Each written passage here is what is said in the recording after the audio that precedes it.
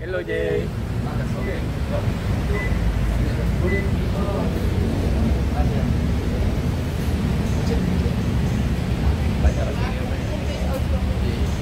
Hello Jay.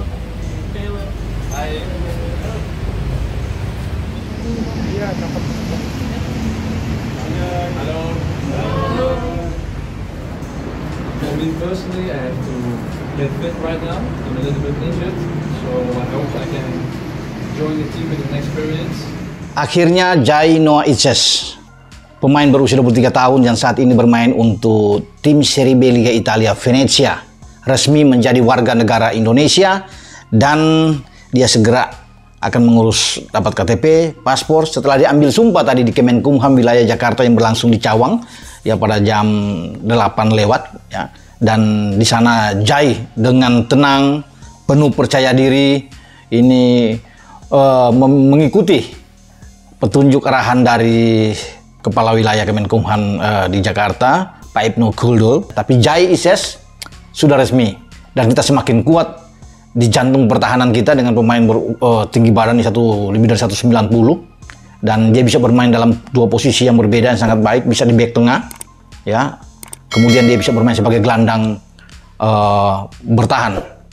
Maka dengan sumpah yang sudah resmi ini, Jai sudah menjadi pemain ketujuh kalau nggak salah di era pelatih Sintayong yang dinaturalisasi untuk menjadi warga negara Indonesia, karena kita tahu sebelumnya kan ada Jordi Amat, ya, ada Sain Patinama, ada Sandy Walsh, kemudian ada Ivar Jenner, kemudian juga ada Rafael Struijk, dan terakhir ada Justin Hapner. Dan ini yang ketujuh dengan Jai Ices. Kita tinggal menunggu tentang soal Nathan Cho nantinya.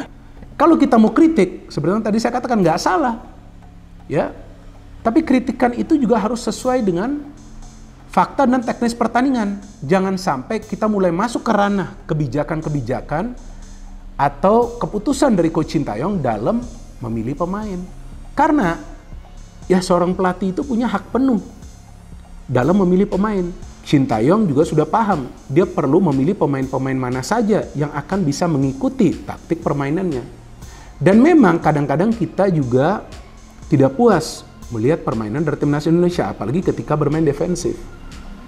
Tapi sekarang saya pikir sudah waktunya Sintayong akan memilih permainan yang lebih terbuka ketika nanti bertemu Vietnam. Kan saya pernah jelaskan kalau lawan Irak ya wajar defend. Lawan Jepang kemungkinan akan defend total. Tapi lawan Vietnam feeling saya akan pakai taktik menyerang. Karena disitulah ada peluang bagi Indonesia untuk meraih kemenangan. Nah kembali lagi kepada kritikan, kepada Coach Sintayong, menurut saya itu wajar kalau ada kritikan. Tapi lebih baik terkait dengan pertandingan. Seperti yang juga saya lakukan sebelumnya kan. Saya bukan selalu memuji Sintayong atau selalu memberikan apresiasi, enggak juga. Ada juga kritikan yang saya berikan, tapi sesuai dengan fakta terkait teknis dalam pertandingan dari timnas Indonesia. Ada yang bertanya kepada gue, kenapa memasukkan striker yang nyaris nggak cetak gol di timnas, 0 atau di liga, di klubnya 0 atau 1 gol. Ya jawabannya sih very simple.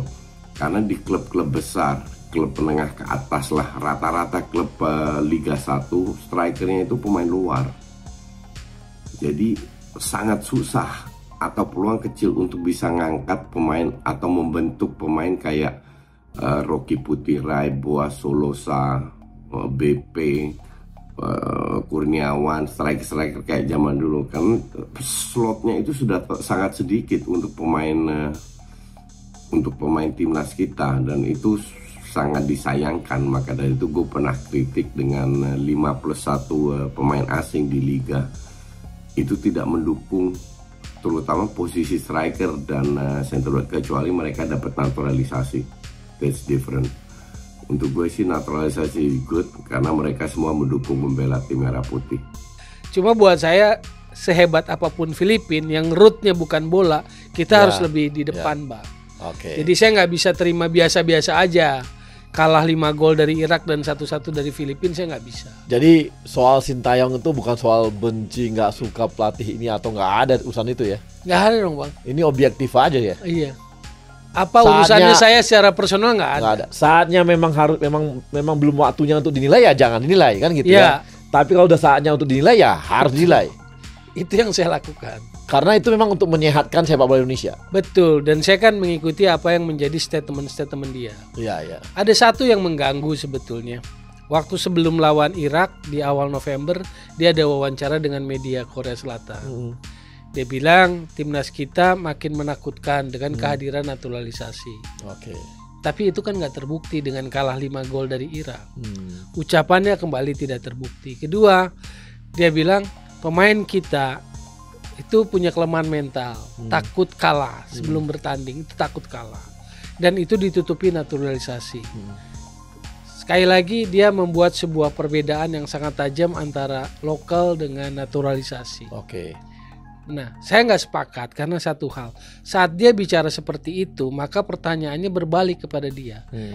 Kalau Anda tahu kelemahan itu di pemain lokal, 4 tahun ini kenapa nggak kamu kerjain kekurangan itu? Calon pemain timnas Indonesia, Jay Izzes, resmi menjadi warga negara Indonesia (WNI) setelah menjalani prosesi pengambilan sumpah di Kanwil Kemenkumham DKI Jakarta, Kamis 28/12 pagi. Pemain 23 tahun ini tiba di Kanwil Kemenkumham sebelum pukul 8 waktu Indonesia Barat. Jay datang dengan mengenakan kemeja putih, jas hitam, peci hitam, dan dasi berwarna merah. Sambil menunggu prosesi pengambilan sumpah, Jay sempat berfoto dengan sejumlah orang yang ada di Kanwil. Senyum pemain Venezia ini merekah sejak awal kedatangannya. Pada pukul 8.15 waktu Indonesia Barat, salah satu anggota Komite Eksekutif Exco PSSI Endri Erawan tiba. Ia langsung masuk ke ruangan untuk mendampingi Jay menjalani prosesi sumpah. Sekitar pukul 8.30 waktu Indonesia Barat, Jay dan beberapa orang lain yang akan diambil sumpahnya naik ke lantai 4 gedung. Pengambilan sumpah WNI kemudian dimulai sekitar pukul 8.55 waktu Indonesia Barat. Pengambilan sumpah WNI dipimpin Kepala Kantor Wilayah Kementerian Hukum dan HAM DKI Jakarta, Ibnu Culdun.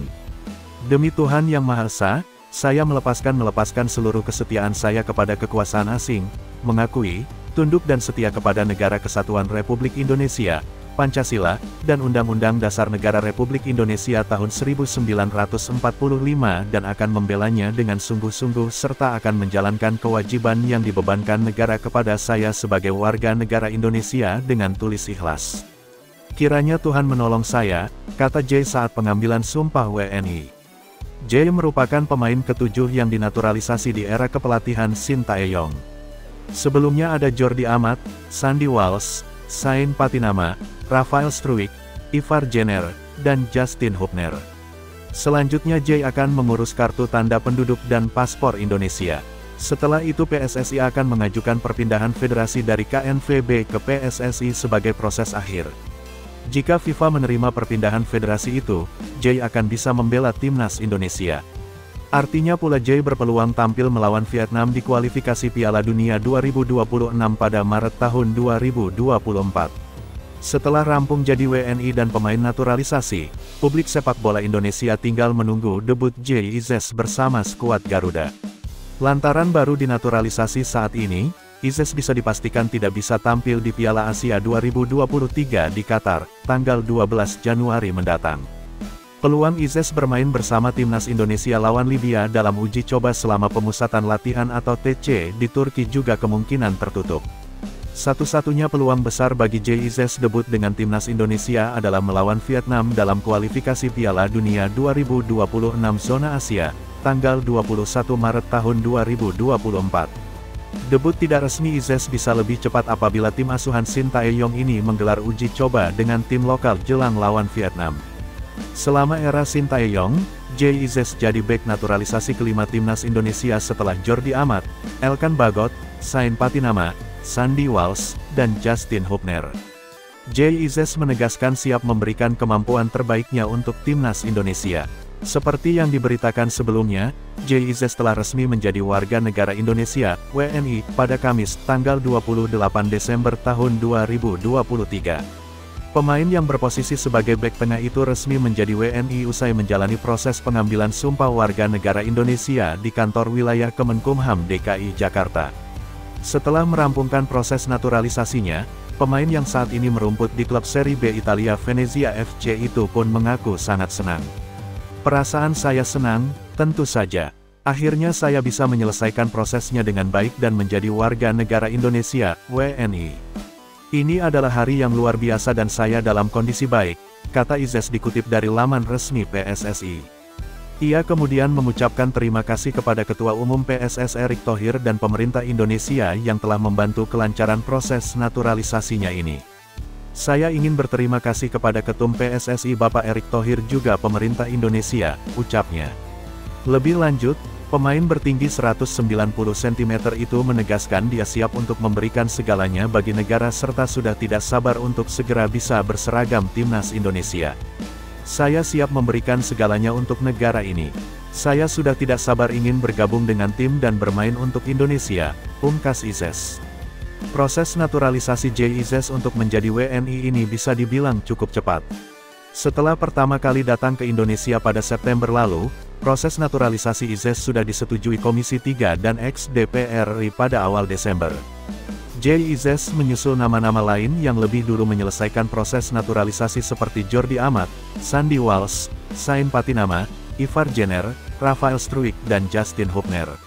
Setelah menyelesaikan proses pengambilan sumpah dan janji setia sebagai warga negara Republik Indonesia di kantor wilayah Kementerian Hukum dan HAM, Jay Izes kemudian pergi ke kantor Dinas Kependudukan dan Pencatatan Sipil serta kantor imigrasi untuk mengurus kartu tanda penduduk KTP dan paspor.